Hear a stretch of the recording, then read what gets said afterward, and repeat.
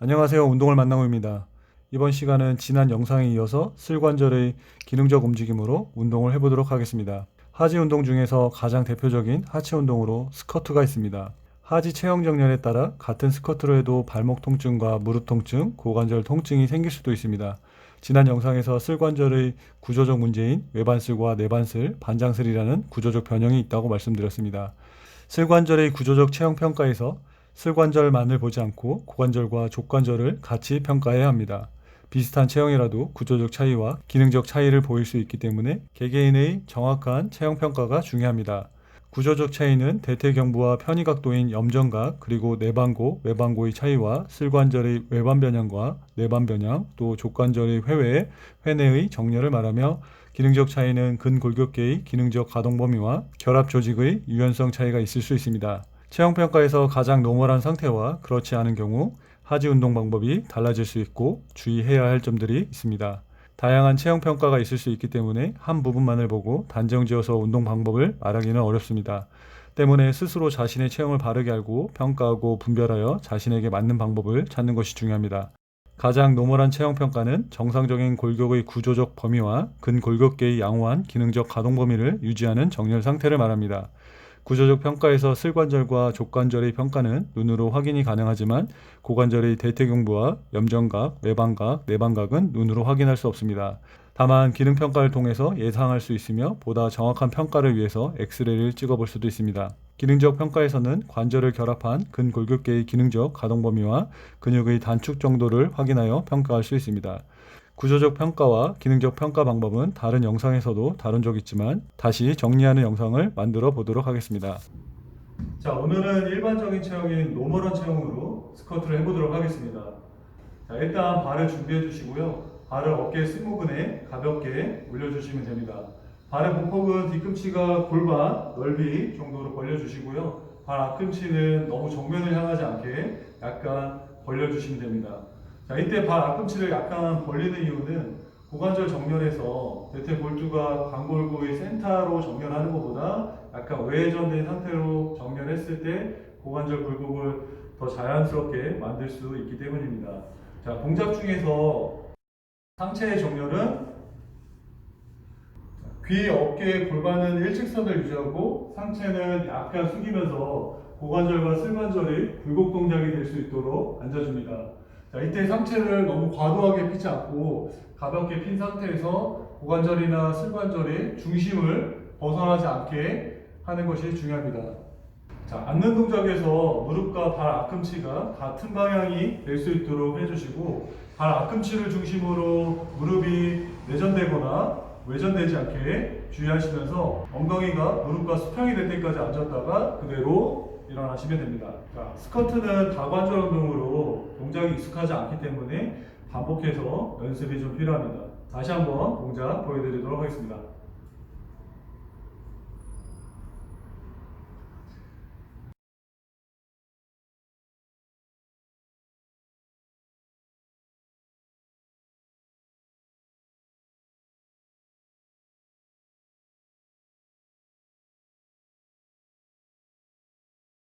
스쿼트 동작에서 주동근과 협력근들이 협응적으로 동작을 만들며 주동근으로 대퇴사두근인 대퇴직근, 중간강근, 내측강근, 외측강근이 있으며 다양한 협력근들이 있는데 협력근으로 종아리 근육인 비복근이 있습니다.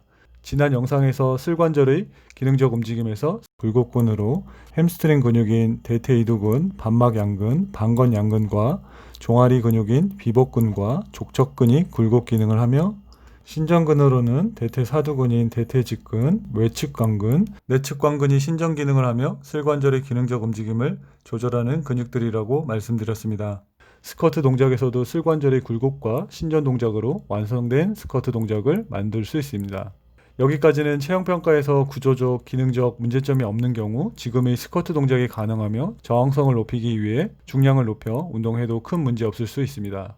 다만 구조적 평가가 노멀하더라도 기능적 평가에서 기능적 단축 상태에 있다면 지금의 스쿼트 동작이 쉽지 않을 수도 있습니다. 기능적 단축으로 대퇴사두근과 비복근의 단축 상태를 보이는 경우 대퇴사두근의 단축으로 무릎 통증이 발생할 수 있고 비복근의 단축은 가동 범위 제한으로 발목 통증이 생길 수도 있습니다. 개개인의 유연성과 기능적 가동 범위가 다를 수 있기 때문에 필요에 따라 보조 운동과 함께 병행하며 연습하는 것이 좋습니다. 자, 보조 운동으로 대퇴 사두근을 활성화시킬 수 있는 레그 익스텐션을 하시면 도움이 될 수 있습니다. 레그 익스텐션 같은 경우는 슬관절의 신전 동작으로 대퇴 사두근의 기능적 단축을 보완하고 양호한 움직임을 만드는 데 도움을 줄 수 있습니다. 자, 동작 보여드리면서 설명드리겠습니다. 자, 손잡이를 잡아주시고 발 앞꿈치는 당기신 상태에서 그대로 무릎을 펴주시는데, 자, 이때 엉덩이가 들리지 않게 손잡이로 잡아 당겨서 엉덩이를 시트에 밀착시켜 주시고요. 그대로 천천히 저항하면서 끝까지 내려주시는데, 이때 내릴 때 자, 소리가 나올 때까지 내리지 마시고 소리가 나기 직전, 닿기 직전까지 내려왔다가 다시 쭉 펴주시고, 자, 필 때도 마찬가지 너무 과도하게 힘을 쓰면서 쿵 들리지 않게 주의하시면서 천천히, 자, 동작은 자, 지그시 펴주고 다시 무게 저항하면서 천천히 원위치, 다시 지그시 펴주고 천천히 저항하면서 끝까지 닿기 직전까지 내려갔다가 다시 천천히 다시 천천히 저항해 주시면 됩니다. 자, 이때 대퇴 사두근의 기능적 단축 상태가 심하신 분들 같은 경우는 지금 동작을 하면서 무릎에 통증이 있으실 수도 있고 무릎에 마찰음이 있으실 수도 있는데, 이때 무리하게 동작을 하지 마시고, 당장은 아프지 않지만 이런 동작이 계속 누적이 된다고 하면 무릎에 아프실 수 있으니까 주의하시면서 하시고요. 스트레칭을 하거나 운동을 했는데도 계속 무릎에 소리가 난다고 하시면 동작을 완전 가동 범위로 하지 마시고 가동 범위를 줄여서 하시는 것도 방법이 될 수 있습니다. 자, 방법은 무릎을 다 펴지 않고 짧은 가동 범위로 짧게 대퇴 사두근의 자극을 줄 수 있도록 하시는 방법인데요. 자, 다리를 필 수 있는 범위는 한 45도 정도 펴주신 상태에서 이때 짧게 하나, 둘, 셋, 넷, 다섯, 여섯, 일곱, 여덟, 아홉, 열. 여기서도 마찬가지 통제하는 것이 중요한데, 짧게 움직인다 하더라도 근육이 계속 긴장감을 유지하시는 게 중요합니다. 짧게 이런 식으로 해주시면서 하면 무릎의 마찰음도 좀 덜하고 통증도 좀 덜 하시면서 대퇴 사두근 운동이 될 수 있으니까요. 이런 방법으로도 해보시면 좋을 것 같습니다. 자, 또 하나의 보조 운동으로 카프레즈를 하는 것도 도움이 될 수 있습니다.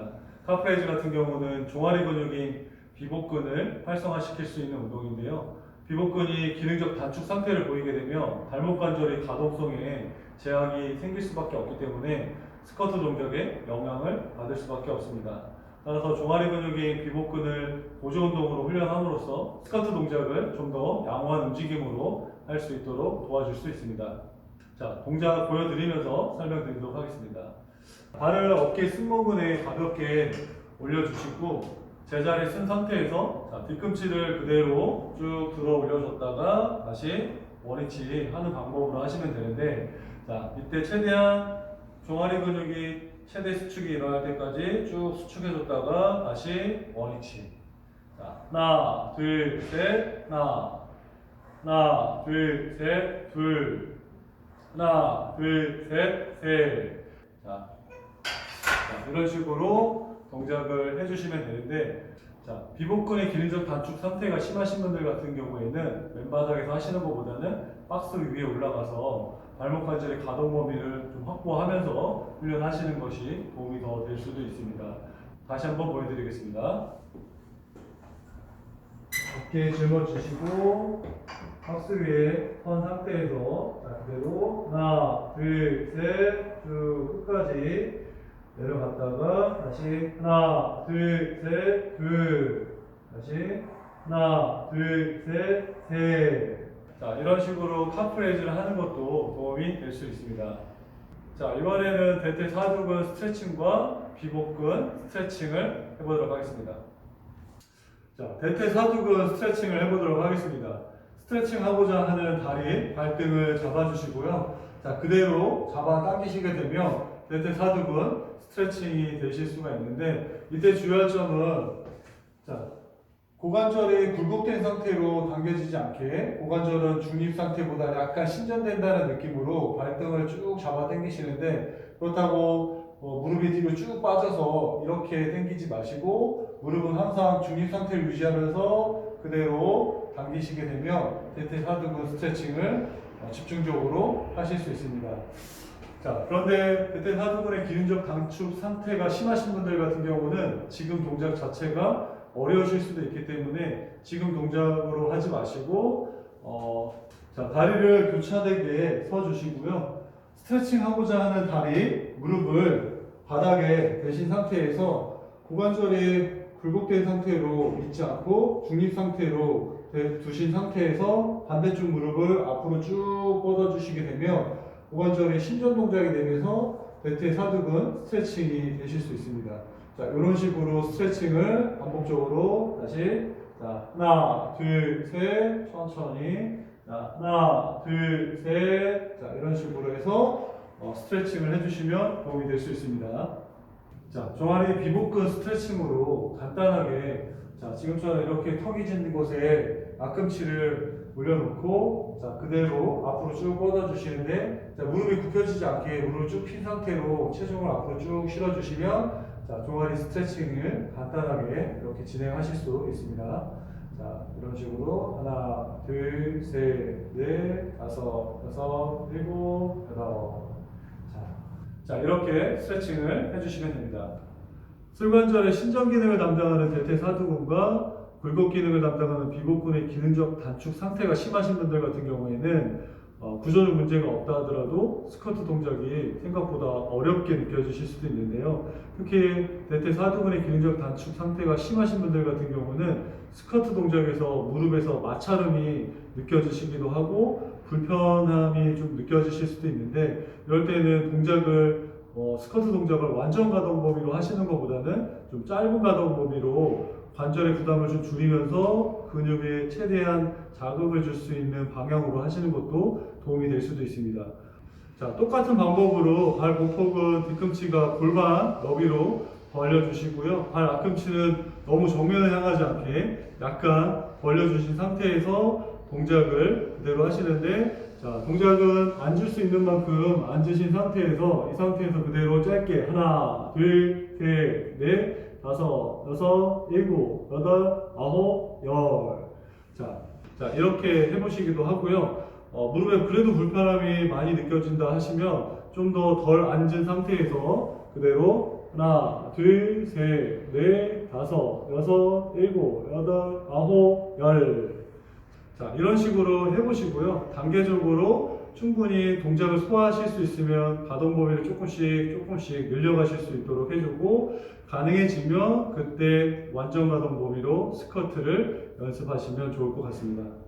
자, 옆에서 한번 다시 보여드릴 테니까 다시 한번 보시고 연습해 보시면 좋을 것 같습니다. 옆에서 다시 한번 보여드리면, 자, 가능하시면 앉을 수 있는 만큼 앉아서 짧게 하나, 둘, 셋, 넷, 다섯, 여섯, 일곱, 여덟, 아홉, 열. 자, 여기서도 마찬가지 중심이 너무 벗어나지 않게 앞으로 나가거나 뒤로 빠지지 않게 중심 잡으시면서 짧게 그리고 자, 무릎에 부담이 느껴지시면 좀 짧은 가동 범위로 짧게 하나, 둘, 셋, 넷, 다섯, 여섯, 일곱, 여덟, 아홉, 열. 이런 식으로 해서 하시는데, 지금 제가 10번씩만 했지만 횟수는 충분히 소화하실 수 있는 만큼 선택적으로 하시면서 기록하시고, 그 기록이 기준점이 돼서 다음에 좀 더 늘리고, 자, 이런 식으로 하지관절들을 관리하셔서 기능을 유지하시고 보완할 수 있도록 하시면 좋을 것 같습니다. 자, 체형에 따라서 운동 방법이 달라질 수 있음을 기억하시고, 자, 자신에게 맞는 운동 방법을 꼭 찾으시길 바라겠습니다. 자, 운동의 정답은 자신의 체형에 맞는 운동을 하시는 게 정답이라고 생각합니다. 자, 물론 나에게 맞지 않는 동작이라고 해서 운동이 안 되는 것은 아니지만 부상의 위험이 높아질 수 있기 때문에 자신의 체형에 맞는 기능적 움직임에 맞는 동작들을 찾으셔서 운동을 하시는 게 부상 예방도 되고 운동의 효율도 높일 수 있을 거라고 생각합니다. 자, 오늘은 하체 운동인 스쿼트 운동을 해보았는데요. 체형평가에서 구조적 문제라든지 기능적 문제가 노멀한 경우에 하시면 크게 문제되지 않을 방법을 알려드린 거고요. 체형에 따라서 스쿼트 동작도 달라질 수 있는데요. 제가 영상을 통해서 어떤 체형에 대해서 이렇게 운동을 하세요 라고 단정 지어서 말씀드리기는 좀 어려운 부분들이 있습니다. 직접 평가를 해서 그 체형에 맞게끔 동작을 수정해야 되는 분들이 굉장히 많기 때문에 단정해서 이런 체형은 이렇게 하세요, 저런 체형은 저렇게 하세요 라고 하기에는 너무나 다양한 변수들이 많기 때문에 제가 전달하고 싶은 부분들은 이런 케이스도 있고 저런 케이스도 있기 때문에 그 부분들을 본인의 체형을 평가해 보시고 거기에 맞는 방법들을 좀 찾으실 수 있으면 하는 바람입니다. 자, 좀 더 정확한 평가를 통해서 운동을 지도하려고 하고 있기 때문에 막연하게 단정 지어서 이렇게 운동하세요 라고 말씀드리기가 매우 좀 어려운 부분이 있는 것 같습니다. 그래서 자, 구독자분들 또는 시청하시는 분들께서 이런 케이스가 있구나 생각하시면서 본인의 체형에 맞게끔 동작을 수정하시고 보완하시면서 자신에게 맞는 운동 방법들을 찾으시길 바라겠습니다. 자, 오늘 영상은 여기서 마무리를 짓고요. 다음 시간에도 다른 영상을 통해서 다른 케이스가 있다는 부분들 설명드리면서 다시 한번 또 영상을 만들어 보도록 하겠습니다. 시청해 주시는 모든 분들께 감사드립니다. 감사합니다.